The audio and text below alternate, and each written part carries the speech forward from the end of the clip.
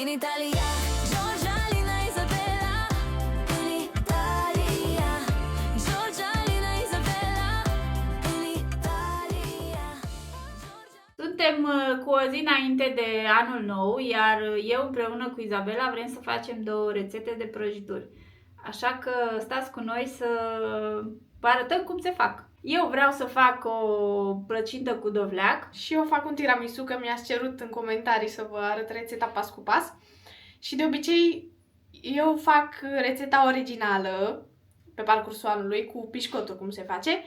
Dar de Crăciun și în perioada asta de iarnă fac cu pandoro sau panettone, cum vrei să spuneți. Da, pentru că mai primim și pandoro, cel care nu are nimic înăuntru, este gol. Și noi de obicei facem tiramisu din el. Da. Încep eu de această dată să fac plăcinta, pentru că are nevoie să stea cam aproximativ o oră nu la dospit, pentru că nu crește, să se odihnească aluatul, cum ar fi.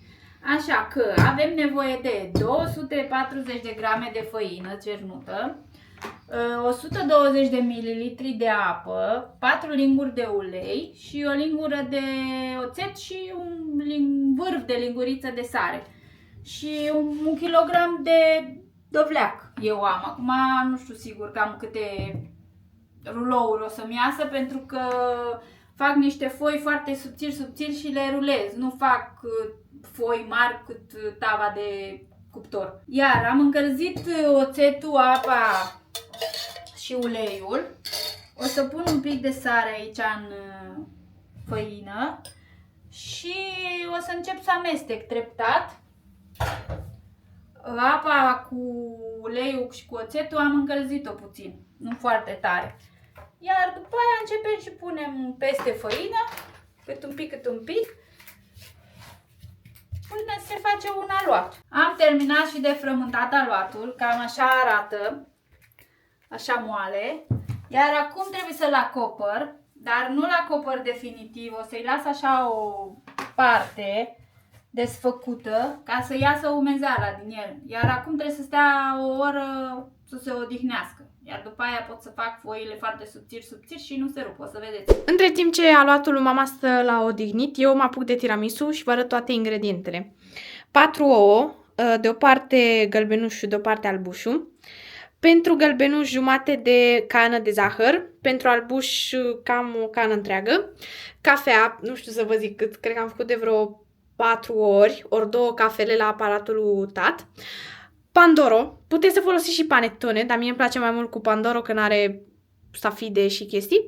Și tot ce vedeți aici este pentru tava asta. Cu 4 ouă, mie îmi ies cam undeva la 10 porții. Astea sunt ingredientele, hai să începem. Aici am albușurile cu cana de zahăr, toată. Și o să încep să mixez până se face spumă.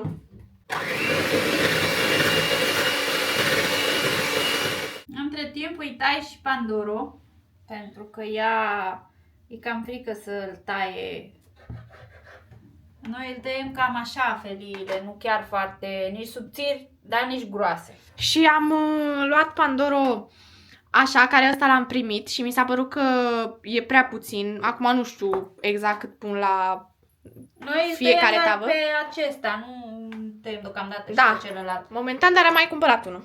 Am mai cumpărat unul, da, să avem, dacă în caz că nu ne ajunge, să avem, să nu plecăm de acasă pentru a cumpăra din nou alt pandoro. Am terminat, am făcut spumă, nu mai cade nimica, da? Și acum trebuie să fac cu gălbenușurile aceleași chestii, numai că le fac până se face galben. Galben deschis, așa.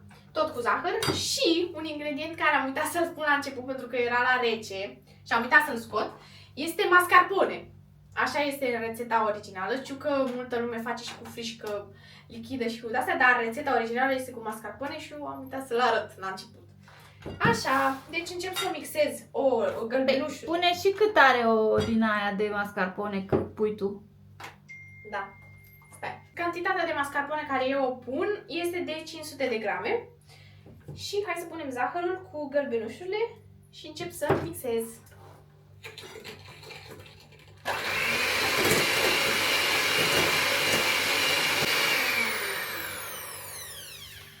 am terminat și gălbenușurile. Cam așa trebuie să arată. Stai! Hai, spune de la început! Cam așa trebuie să arate. Și acum punem mascarpone peste și o să pun treptat ca să nu sară peste tot și oricum să nu dea apă afară. Și acum o să dau încet, mi-e frică un pic.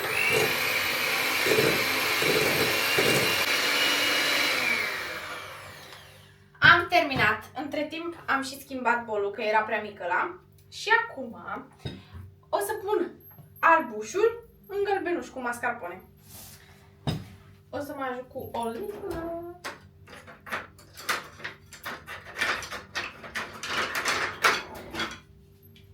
O să iau câte o lingură de albuș și o pun în gălbenuș cu mascarpone și amestec de jos în sus.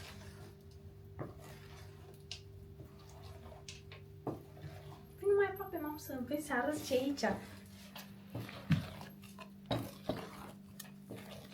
Gata crema. Ia uitați ce bine arată. Trebuie să fie așa, să nu fie foarte lichidă, să fie mai densă. Și gata, putem să începem să ornăm. Eu pun și pe baza tavei. Tăvii. Eu pun și pe baza tăvii un pic de compoziție ca să, nu știu, să nu fie foarte uscat, să fie direct Pandoro.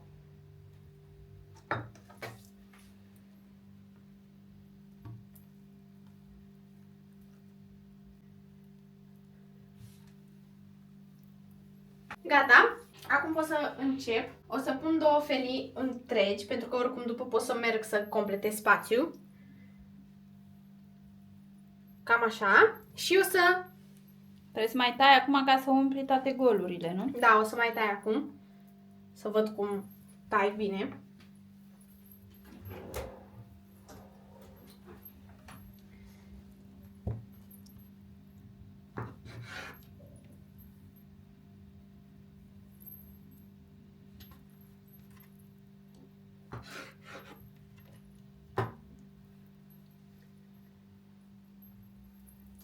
Mai trebuie acolo în colțul ăla. Da. Cam așa, deci am mai umplut eu colțurile. Și acum o să vin să ud cu o lingură Pandoro. Cu cafea, bineînțeles. Da, cu cafea. V-am spus, am făcut de vreo 4 ore, am stat să scot aia, să fac. Și cred că o să trebuiască să mai fac, dar nu știu. Crezi? sunt sigură. Nu cred că ajunge, da. Gata, am pus și cafea. Vin iar cu cremă, dar de data asta multă, cât să acopăr toată suprafața. Și o întind. Și după iar deasupra o să vină încă un strat de Pandoro și după cremă și după cacao.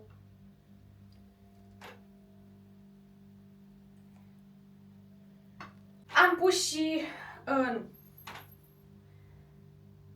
strat. Am pus și ultimul strat de Pandoro și punem crema și ia ultimul strat. Și am vorbit cu mam și am decis să nu mai punem cacao acum imediat, să punem mâine, ca să nu se ia sau să se floșcăiască. Se moaie așa și mai bine îl punem mâine ca să arate mai bine. Da. Stai, nu opri, dar lasă așa să meargă cât eu fac. Cred că am pus prea multă, but finally.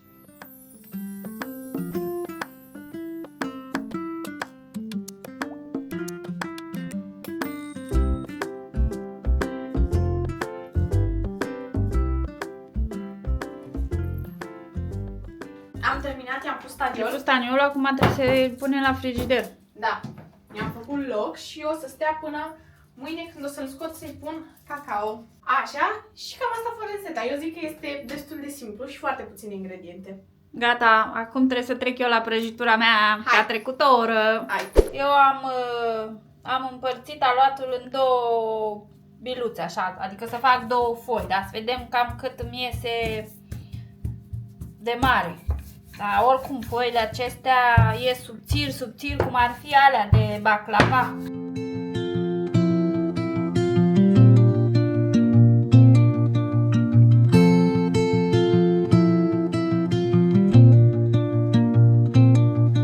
Under the bell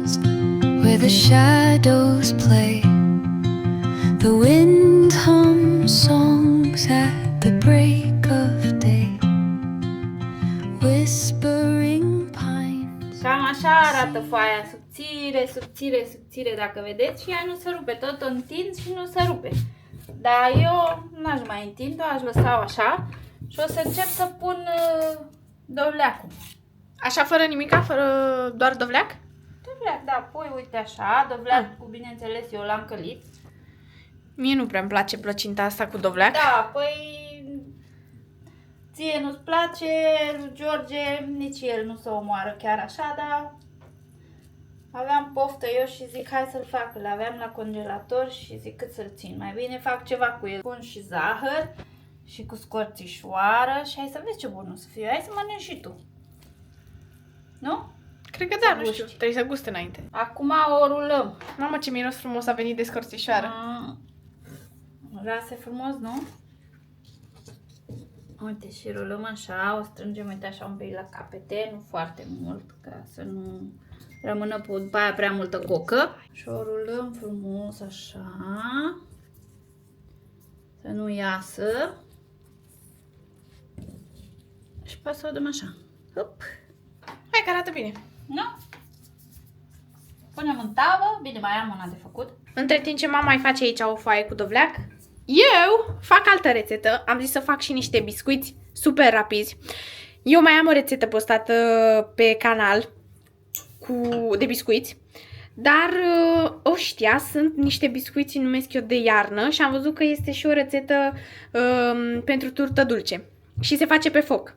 Aici am pus miere și zahăr. O să las să fiarbă pe foc, apoi o să pun bicarbonat cu unt și după făină, o să vedeți. Am lăsat zahărul și mierea un pic să se topească și vă arăt ingredientul pentru care v-am spus că este o rețetă de iarnă, adică biscuiți de iarnă. Este scorțișoara. Eu o să pun doar scorțișoară, puteți să puneți, am văzut în rețetă, și mix pentru turtă dulce există, aici n-am văzut niciodată. Eu pun doar scorțișoară, cam atâta. Amestec și după las să fiarbă și o să punem restul ingredientelor. Așa, după ce s-a fiert un pic, Păi da, că trebuie să fiarbă în clopot, nu? da, punem 2 lingurițe de bicarbonat și o să fac o mică spumă. Eu acum nu o să vă arăt, o să pun după pe cealaltă ca să pot să vă arăt cum o să arate spuma. Ia uitați cum se umflă. Și e normal dacă faci așa. Așa, după ce am pus bicarbonatul, cam așa arată. Am amestecat în continuu. Și S-a făcut așa ca o spumă, nu? Da, da, miroase foarte bine. Chiar că. Așa, și acum o să vin treptat cu untul. O să pun câte puțin, odată. Cât și unt? 130 de grame. Așa trebuie să lași făcutare? Da. Cam așa arată, 2 rulouri am făcut. Acum le bag la cuptor la 180 de grade până se coc. Aici eu încă n-am terminat biscuiții. Între timp am mai pus un ou, dar am uitat să filmez când l-am rupt. Și amestec. Și apoi o să pun făină și o să iasă un aluat. Și după să-l dau la frigider și cam atât. În sfârșit am ajuns și eu acasă și dă Dumnezeu să mă mai vedeți și pe mine în vlogul ăsta. Nu știu ce au filmat fetele, să știți, până la ora asta, chiar nici nu m-am uitat că n-am avut timp, doar ce am venit. Mi-am făcut o cafeluță ca să prind putere. Mai trebuia un pic de zahăr. Ce tare e. Am pus, dar mai trebuia un pic. Imediat vă arăt și rezultatul, să vedeți ce au făcut fetele, că Alina a făcut o plăcintă care a născut. Are pui, a fost gravidă și astăzi se împlineau 9 luni. Dar nu știu de ce, că cealaltă nu s-a rupt așa. Imediat vă arăt. 2 secunde. Să-mi fac curaj să vă arăt. Așa mai merge. Ia uitați aici. Mi s-a desfăcut în lateral. Asta nu, asta Mamă, e... dar a fost plină de icre. Păi, Cum vine așa vorba. trebuie, mai Hai că arată, Doar cocă. asta arată bine. Da. Acolo cred că ai avut foaia prea întinsă, dragă. De-aia s-a... Dar oricum foile le-am întins subțiri, știi cum erau? Ziceai că sunt alea pentru baclava, dar le-am întins subțiri și probabil, dar și asta a fost tot așa subțiri. În fine, nu mai contează. Gust ai, Da, trebuie să-i pun zahăr acum așa pe deasupra și să mă apuc să spăl vasele. Păi da. Nu, scuzați deranjul că știți cum e. Eu m-am apucat să mănânc un pic de grano padano așa și un culiță afumată de mine. Vrei muștar? Nu vreau. Mie îmi place șunca așa goală. Da, Să ca simt să simt fumul. gustul, fumul. Să simt grăsimea, sarea, tot. Tu la ce ai trecut? La biscuiți. Da? Da. E o rețetă care n-am mai arătat-o la noi pe canal. Da? Da. Bravo. O să arăți altă dată. Păi am arătat-o în vlogul ăsta, doar că am zis că n-am mai arătat-o. Ah, bun. Păi dacă eu nu știu ce ați filmat, da. Întinzi acum, pui formele și după aia îi bagi la cuptor, nu? Da. Ce forme ai? Brad? Globuleț. Globuleț? Uite, fă așa, turtă dulce. Ia și ăsta îmi place, că are multe Și detalii. asta? Ce vrea să imitezi? Înger. Înger. Uite, ăsta îmi place mie. Renu? Da. Ia dă Ia și și turtă dulce. fac două deodată. Mamă, dar ce activă ești. Nu știu de ce nu se lasă în jos direct. Păi e un pic cam gros, zic eu, materialul, nu? Eu i-am zis să-l fac un pic mai subțire. N-are nimic, că mie îmi place Da, mai gros și și așa, nu-i să usuce Și prea știi ce tare. am rețeta asta, am spus pe vlog, este și de turtă dulce. Ia miroase, biscuitele. Da, scurțișoară. Păi am pus și scurțișoară, da. Cum ți-a ieșit, domnișoara cofetară, biscuiții? Ne arăți și nouă? Foarte bine, nu? Da? Hai să vedem. Că data trecută ei cam rumenit, dar de data asta i-am păzit. Am fost 3 care ne-am uitat pe ei. Scoteam, îi băgam, îi scoteam, îi băgam. Uite, da, că am lipit și trebuie să N-are nimic, fac îi desfaci încet. așa, cu grijă, ca să nu strici forma, tati. Da, ce bine arată. Alina s-a apucat să curețe legume pentru ciorba de burtă. Am pus burta la fiert. O să o dăm prima dată prin 2 ape, să o opărim bine. Pentru că nu-mi place... Da, când are mirosul ăla așa prea rău de burtă, nu ne place așa. Așa că trebuie să o schimbăm. Mirosul ca mirosul, dar unde stă în vidul ăla acolo cu zeama aia, prinde o găgeală așa care nu-mi place. Și atunci o fierbem în 2 ape. Mamă, ce față am de obosit. Am luat astăzi la frig de dimineață, erau minus 3 grade când am plecat la muncă la 5 și jumătate. Și spuneam că o dăm prin 2 ape, clocotită bine, după care punem la legumele la fiert și până atunci să răcește burta, o mai tăiem, o mai fasonăm dacă mai este nevoie și după care prepararea. Dacă fetele au terminat cu gătitul și cu cofetăritul, acum a venit rândul meu. Am fiert burta și eu de obicei îi scot grăsimea asta de pe anola suite, de exemplu, cum e asta, așa, vezi? Asta o dau afară că nu-mi place. Are un gust diferit așa și asta tot timpul o curăț grăsimea asta de pe ea. Am pus legumele la fiert, i-am schimbat de 3 ori, nu de 2 ori apa, ca să fiu sigur că nu-i mai rămâne găgeală. Și unde nu pot să jupoi, mai tai așa cu cuțitul și ajung direct și un pic de burtă când nu-mi convine. Și îmi place să le fac așa mai subțirele, mai fideluț așa, ca să nu te înnești cu ele, să nu ronță la el așa tare. Și în general fac ciorba de burta astăzi și mie îmi place să o mănânc a doua zi. Nu-mi place să o mănânc atunci când o termin în ziua respectivă când am făcut-o. Mi se pare că are mai gust a doua zi decât în ziua respectivă. Gata cu migala, am scăpat. Aici e zeama. Acum Alina a făcut 10 gălbenușuri de ou. Au ce galbene sunt, zici că sunt de țară. Smântână 20% grăsime, de obicei noi folosim creme French, dar n-am mai ajuns la Rosetto ca să luăm și folosim din asta românească, e bună și asta. Eu cred că trebuie să o pui toată, că dacă n-are smântână nu e bună. 10 gălbenușuri, 1 kg de smântână sau 900 de... 900 când are 1 kg în cap. Asta o lăsăm să se liniștească un pic, ca să nu fie așa fierbinte. Și noi nu folosim ouăle cu tot cu albuș, pentru că gălbenușul are o temperatură la care se încheagă, albușul o altă temperatură. Și atunci am face aici un carcalete. Da. Am văzut la alții că folosesc cu totul, ceea ce nu e normal. Noi de când ne știm facem doar cu gălbenuș. Și cât mai multe ouă ca să iasă cât mai bună. În sfârșit a dat Dumnezeu să se răcească și ciorba asta, că e belea. S-a strigat bingo! Dă Doamne să nu se brânzească, dă Doamne să nu se brânzească. Nu o să îmbrădește, că dacă a fost, mai pune un pic aici. Stai că spun. Așa. Este. Usturoiul eu îl pun așa în strecurătoare, că nu-mi place să-l pun aici în ciorbă, pentru că de la căldură, de la temperatura ciorbei se face vânăt așa și nu-mi place. Așa că eu îl pun așa decât aici în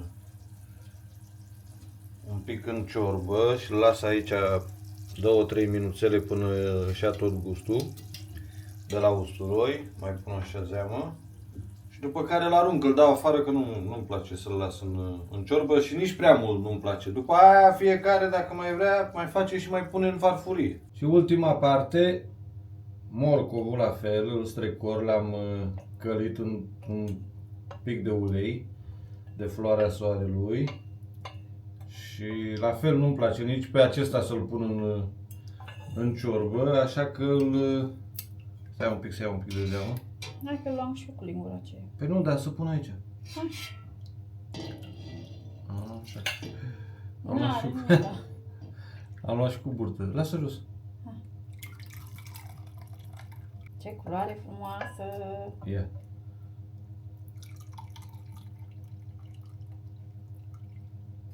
Gata, meseria suntem. Și rezultatul final, cam așa arată ciorba noastră de burtă. Știu, lipsește osul de vită, pentru că am fost la magazin aseară și nu am găsit osul care vroiam, adică nu erau oase de fier pentru ciorbă. Am zis că iau astăzi, când am venit acasă, n-am mai avut niciun chef să mă duc la magazin și am făcut-o fără os de vită, fără măduva aceea, fără gelatina aia care o lasă osul de vită.